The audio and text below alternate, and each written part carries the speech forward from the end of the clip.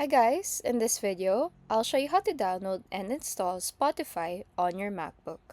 Right here, I already have Spotify open on my Mac. As you can see, it's fully installed and working. So if you don't have it yet, don't worry because I'll walk you through the fastest way to get it. First, open any browser like Safari or Google Chrome. Then type spotify.com/download. This will bring you to the official website of Spotify in your country. Once you're in the site, click the download button and it will start downloading the Spotify installer file. Once it's done downloading, click on the download icon on the top right of your browser and click on the Spotify installer file. Then this pop-up will show. Just press open and it will start installing Spotify on your MacBook. Then you'll just need to log in your account. You can also log in by scanning the QR code on your phone to easily log in your account. Then that's it.